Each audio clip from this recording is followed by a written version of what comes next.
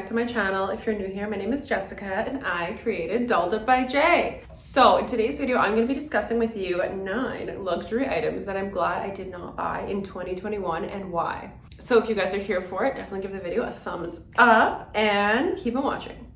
Okay, so guys, first on the agenda is the Mock & Mock bow sparkly glitter heels in the satin. Honestly, when I first saw these, I was like, these are amazing, and instantly people either loved them or hated them. They were very like Barbie doll, very out there, and I still think that they're really cute. The only thing is, I think when I was in London, they were like £1,000, so like 1,700 something Canadian. That's a lot of money for a pair of shoes, for a special occasion shoe, and I honestly was like, okay, these are really cool. I still really like them, and who knows, I might change my opinion in 2022 and I might spring for them because I think that they are gorgeous. But part of me is like, okay, this is a relatively new brand. Are these gonna stay timeless? Are these gonna stay cool? Or is this gonna be something that was more of a fad? I think these shoes are a very distinctive style and they're not just gonna go away anytime soon. Basically the brand, that's like their main style. I haven't even really seen any other styles that they offer. I think they offer some other ones, but this is like the main one. So if anything, I think this could be a timeless style,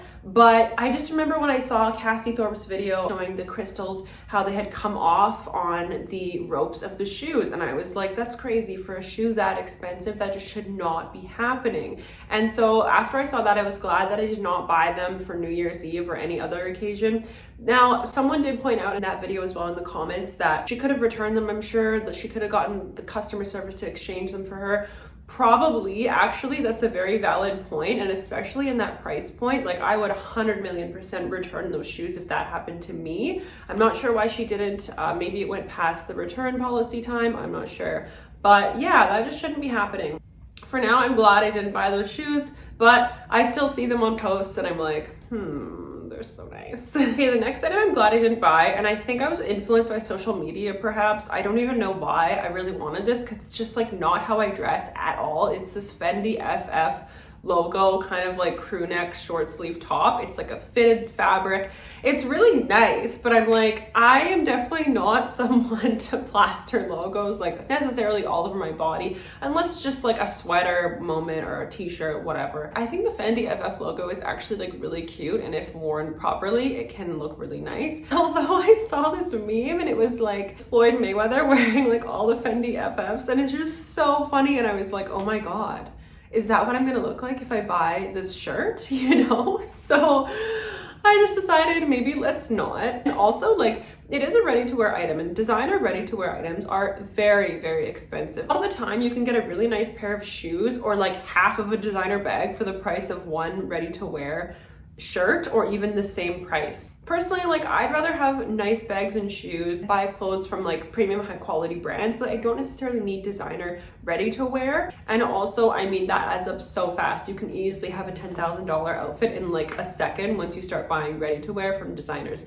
So yeah, I am glad I didn't buy this shirt. I think it would have been maybe a bit of a waste of money. Also, the fabric is a little bit thin, and if that caught on anything and snagged, you're kind of screwed, right? I have a bunch of shoes in this video, actually. There's a lot of shoes I'm glad I didn't buy in 2021. The next, the Dior Toile de Joie sneakers, I think that's how you say it.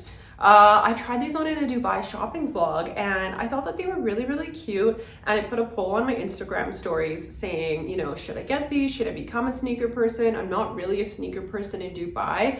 This time of year, it's honestly perfect weather. It never reaches more than 30 degrees. It's honestly a dream not to go outside and have like a wall of humidity hit you and you just sweat all your makeup off. But I didn't want to buy something that I would maybe wear for like 2 months of the year necessarily. My other designer sneakers that I own, I do love them, and I wore them a lot when I was in Canada, a lot when I was in London. But the thing is, well, Canada and the UK have very rainy climates, and these Dior sneakers are white. Also, I believe it's a canvas. That really didn't align with the climates I would most likely wear these sneakers in, because even if I wore them here, I mean, I just don't think I would have. Honestly, it's just too hot. It's nice to have your feet out, get the airflow going, you know what I mean? I'm just glad I didn't buy these sneakers. I'm just not a sneaker person, and also the silhouette of them is just a little too kind of Converse looking for me, of these shoes. It was just a little too much. It wasn't really for me.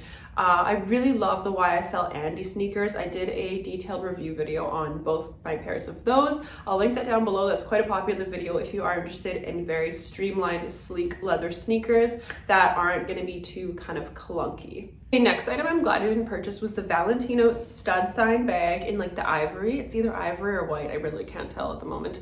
But I really loved that bag when it first came out. And honestly, the only reason I'm glad I didn't buy it is because I got this lovely Dior Caro macro canage for Christmas, and it was more of a limited edition. I think it was part of like their resort line, and I probably wouldn't have gotten it if I already went ahead and bought the Valentino, and I didn't even know this bag existed. Like, it wasn't even online other than the black medium version, so I had no idea this even existed. Honestly, I didn't see it at any boutiques when I was looking in Dior boutiques at the time. So yeah, I'm glad because I really personally love this bag so much. It's just so like pillowy and soft and nice, and it's just like a little comfort dream. Although the white does make me so nervous, like I don't even put my makeup in it yet because I'm just like terrified of getting makeup on it. But the Valentino, it's beautiful. Like, don't get me wrong, it's a beautiful bag. It's just very boxy and more formal. I feel like this one you could dress it up or down, casual vibes or not. The Valentino is very formal, very rigid. So I am glad that I ended up getting this bag. Okay, next are the Bottega Lido mules. These mules are so popular. I still think they're pretty cool, although I do wonder going into 2022, I think that so many brands have now come out with mules. Like, mules are a thing, mules are a trend, mules aren't going anywhere. I even bought a pair from Saint Laurent, and at the time, that's what I chose. I was like, you know what? I don't know how long mules are gonna be cool for. I want something that's really standing out, and I've seen literally so many people in Dubai wearing these type of shoes from Bottega. I just think that for such an expensive shoe, they become so oversaturated. And yes, there's a lot of things they wear that are saturated as well, such as like the Chanel classic flap, the Hermes Oran sandals, you know, Valentino belts. I still love all those things, but I was just kind of thinking, you know, I really don't know how timeless these Bottega mules are. Also, given the square toe, I don't know if that's something that every fashion magazine is gonna say, you know, they're out in 2 years. So I decided, let's go for the Saint Laurent ones that I have, the fur ones. I love them so much, and I'm honestly just gonna keep them for years, and they're a more rounded toe, so I don't think that they will go out of style anytime soon. So I'm happy I made that decision. Okay, next is just this Prada crew neck rosebud sweater. I thought it was really cute when I tried it on, but it was quite like baggy vibes as well. And also I think for the price for a crew neck, like I just couldn't do it. It was like 6,000 dirhams, so about $2,000 Canadian, maybe like 1,600 US. And I was like, this is literally a black sweater. And at the time, I tried it on in November. So the lady showed it to me from the back room, and it was from the summer collection. So it was already kind of like last season when she showed it to me, and I was like, I'm not spending $2,000 on a last season sweater. I'm sorry, like it's not anything particularly special. The rosebud is cool, but other than that, it's kind of like whatever. Oh, it's so bright now, sorry. Yeah, I'm glad I didn't get it. I ended up getting the Palm Angels and Missoni sweater instead, which I really like because I don't have any cream crew necks at all. The only crew neck I actually have at the moment is from Sandro 2 years ago, and I love it. I still wear it all the time, but I wanted a little designer crew neck moment because sometimes hoodies are annoying, you know? It's sometimes you just want to throw a crew neck on and not have a hood like flapping around. So I'm glad I got that. It was half the price of the Prada, and it was a limited edition item. It's a really cool capsule, so bada bing bada boom. Next. Okay, next item I'm glad I didn't buy are the Saint Laurent heels with the logo. I don't remember the name, I'm sorry. I'll put them on the screen. I think these are sexy when they're done in like the patent leather pump. The sandals, I don't know why, I just really don't love the sandals. I don't know what it is. I don't know what it is. I think it's just too much going on. It's just like another element that doesn't need to be there because the sandal is like so strappy. You know, they were so popular like 3-4 years ago, and lots of people still wear them now. I know they are a classic item in the Saint Laurent collection, and if you have them and you wear them and you love them, please continue to do so, and no judgment whatsoever. But yeah, I'm just kind of glad that I didn't go for them. Again, I'm glad I got my Saint Laurent mules. They're definitely harder to find now. They've sold out a lot, and I just prefer to have things like that that are A little bit more unique, a little bit harder to find sometimes, and equally beautiful. Okay, and next onto the topic of Palm Angels and Missoni. I tried on this really large t-shirt dress on me in Dubai Mall. They had a brand new Palm Angels boutique open up, and they had a whole like Palm Angels Missoni collab. Now personally, I love Missoni. You can see some of it slightly in the corner there in my closet. Honestly, such gorgeous beachwear, such gorgeous prints. Some of them are not so much, but some of them, the colors, the fabrics, the textures, I love it. I live for it. I love it so much. And they did a collab, which I thought was really interesting. I actually don't own anything Palm Angels other than the crew neck I mentioned.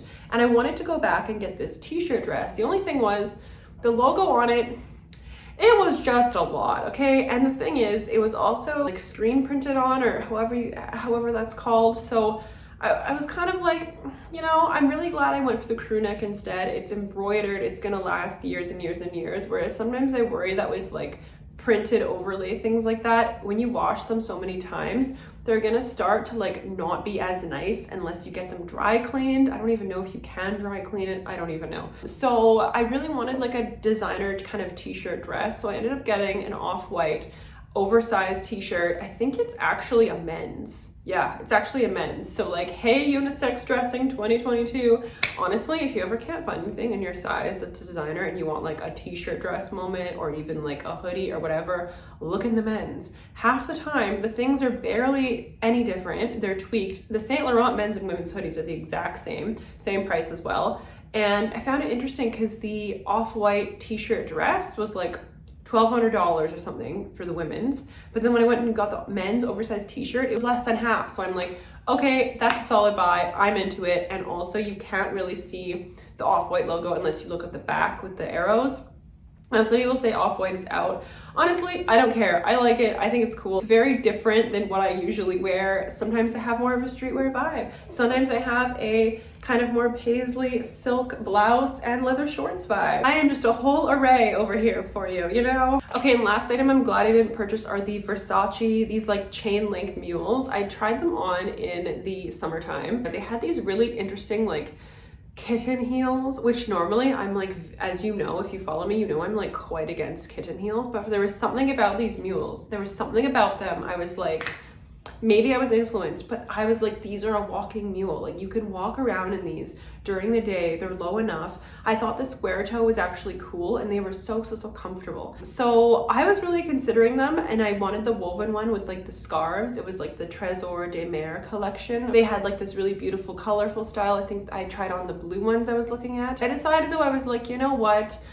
The only problem sometimes with designer collections is they have such distinctive prints, and if you are shopping for something and you want it to last years, you don't necessarily want to buy a print that is so recognized from a specific collection, because unfortunately if someone knows fashion and they see those shoes on me, they're going to be like, oh, she got them like 3 years ago, which like there's nothing wrong with that. But I just think sometimes I like to have things that are a little bit more timeless, a little bit more ambiguous as to what season they came from, a little bit more permanent collection, because you get more value for your money as well. When those things go on sale, it's like, oh, like I just spent all this money and this limited collection went on sale now. Whereas if you bought something more traditional, like Versace Baroque print, that's never going to go on sale, like really, like they rarely ever do. So, you know, I just prefer to shop that way. So I'm glad I didn't buy those particular shoes.